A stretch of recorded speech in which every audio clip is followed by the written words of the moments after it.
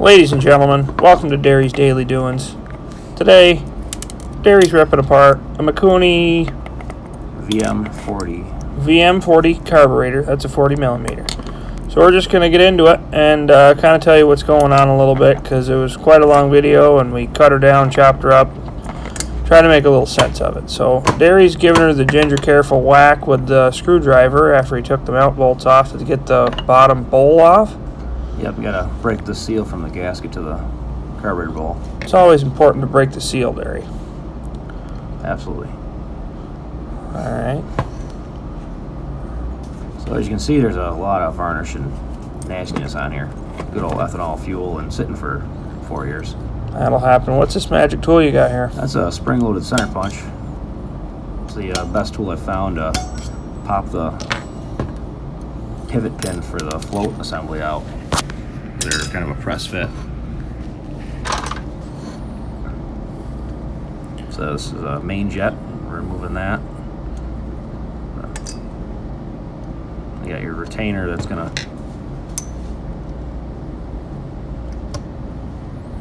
Old gentle persuasion with a screwdriver.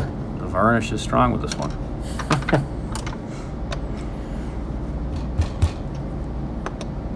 Yeah, that's your the main jet there. That was locked right in there with the varnish.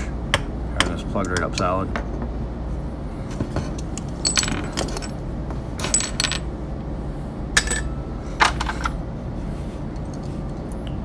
Pretty much everything's got to come off. Everything's got to be cleaned. So really, nothing special here. Just rip every screw and every piece you can get off of it, and throw it in a bowl. If you're like Darry, just hook everything in a pile. If you're more like me, you might want to either keep this video handy or record yourself or lay it out nice and neat in order. But yeah. So this is the pilot jet. It's a little flathead deep down inside its hole. They're quite stubborn usually. They're brass, so they strip out really easy. So if you can put your carburetor on a firm surface and give it a whack, they'll break the bond between the crud and the screw. Comes out much easier.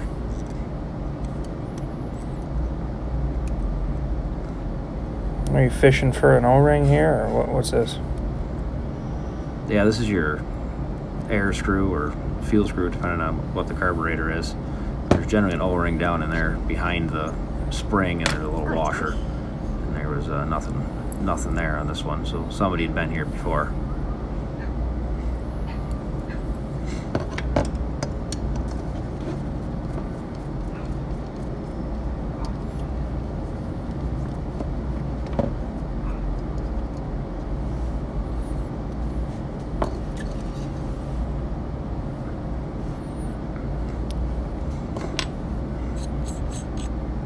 Is that the drain plug? Yep, that's your sediment cup.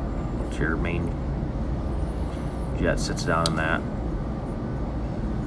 It's the lowest point of your bowl, so if you can at least pull that off every year and clean it out, you can get a good judge of how bad your carburetors are when you pull that off. And it's full of green goo.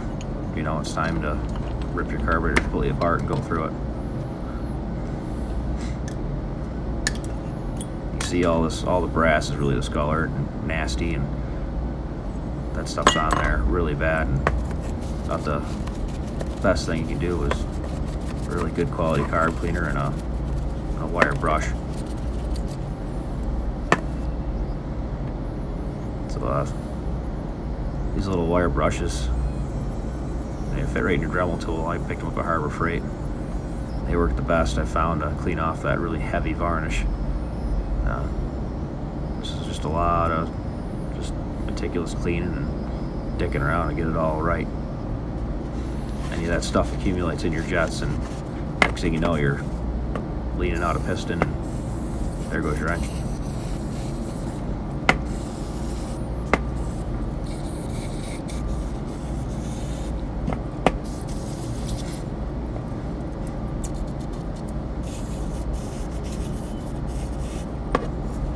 Everywhere that you can spray through every port, you got to make sure purge it out really good with carb clean and then compressed air.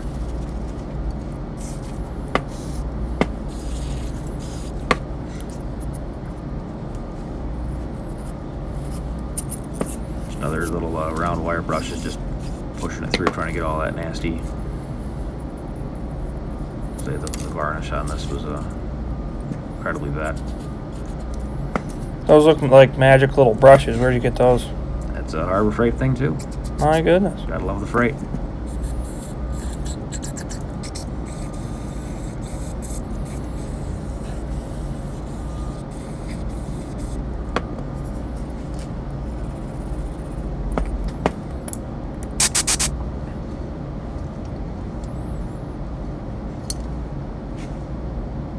I got it all cleaned up. No more varnish.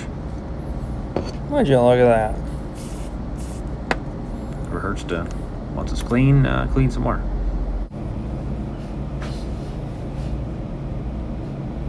So here, just taking the Dremel tool with the little wire wheel and just cleaning everything off. So getting it back to that nice, bright, shiny brass color. This takes a little bit and pretty tedious.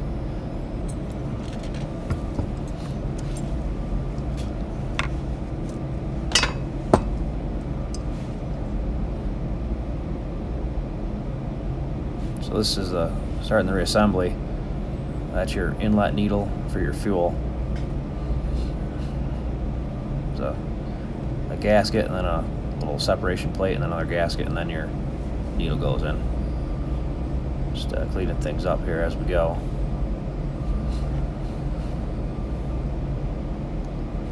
So you can't be too clean on this thing. Any little speck of crud will make your day end badly.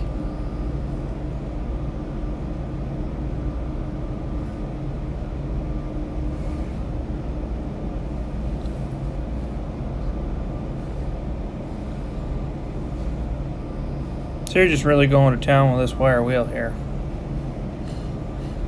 Yeah, this is the slow and long process of just getting all that off of there.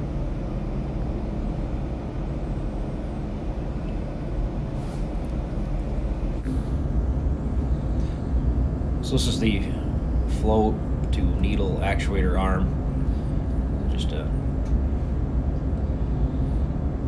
clean that all up. They go in one direction, so you got to make sure you put it back in the same way you took it out. A lot of times you can see the wear mark where the floats have been hitting it. So you can always go off of that if you forget. Make sure your pivot pin's all cleaned up. If there's anything on that and your floats hang, you'll either flood your engine out or you won't get any gas in your carburetor. Slide that through and then back to that spring-loaded punch. Just put it on there, a couple snaps, and pops it right back in.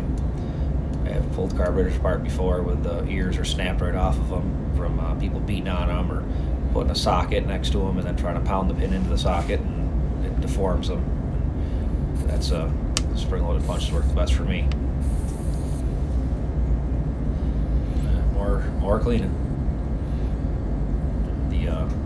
Popped the floats out earlier. There's those couple little plasticky retainers, and then you can pull those right out so you can get everything really good. Make sure those rods are clean too, because the floats slide up and down on those. And make sure you put them back on. They say up on the float, so you just make sure that's up. And pop those little plasticky retainer pieces back on. Make sure your floats slide up and down really good and free. They're just shaking it, just making sure you hear a nice click, click, click, and the freeness of it.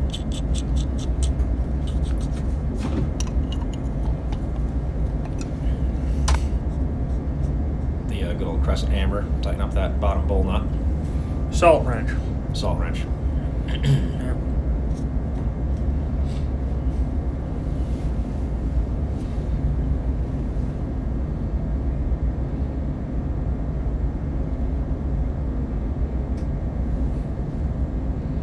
So this is that fuel screw, air screw.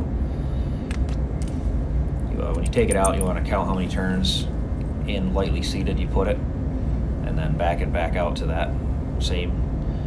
A lot of times you can look these up. I wasn't sure where they were at, so I just looked it up on my phone to see what they suggested for a starting point. So 1.5 to 2 turns is pretty common starting point for most jets. say if you can't get it to adjust within that range, your pilot jet is not big enough, or it could be too big.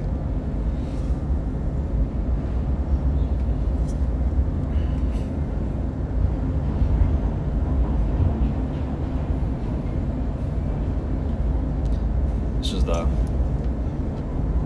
your tapered jet. This is where the needle for your slide goes down into, and the more you pull on your throttle, the higher it pulls the needle out of that taper and lets more fuel into your engine.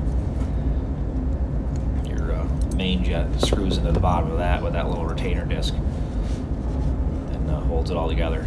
It's got a pin that only goes in one direction, so you can't really mess it up.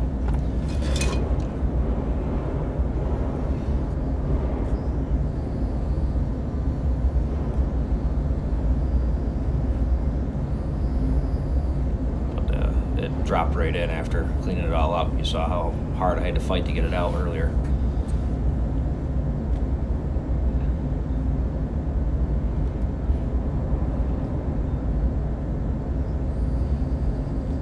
There's the main jet. There's more cleaning.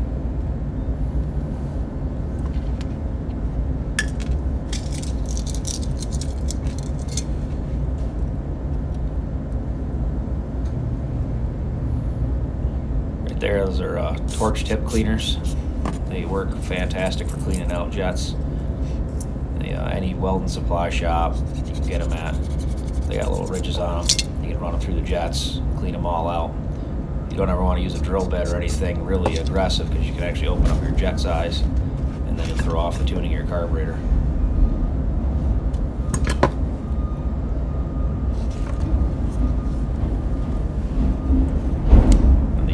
Taper on the end of that jet was a little big, so just using the wire brush and spinning it back and forth on there, just cleaning out any more varnish that was stuck in there. A little 1/4 inch hex, so no need to go crazy on it, just a light snugness to it.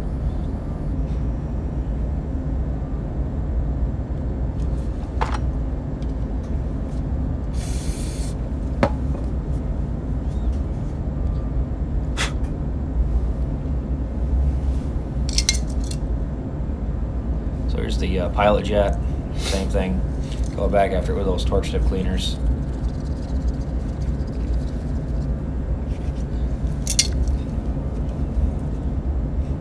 If your engine has to run with part choke on, or you gotta keep priming it to keep it to idle, this is 9 times out of 10 your problem. The pilot jet will have crud in it.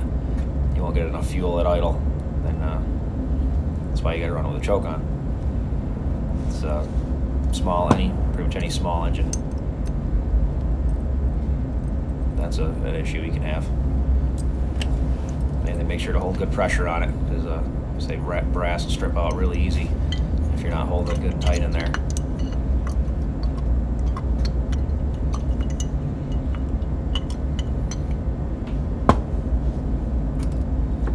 So you put your float ball back on and make sure that both your floats sit down nice and evenly against that actuation arm. You just throw all your screws in and tighten them up. I prefer these replaceable tip screwdrivers, though the bits seem to be a little bit, sharper or truer, and they hold up a lot better. Less likely to strip out your screws with them. And they get the variety size of your flats, which you can fit over a lot of different jet sizes. Now I've just cleaned up your idle adjustment screw.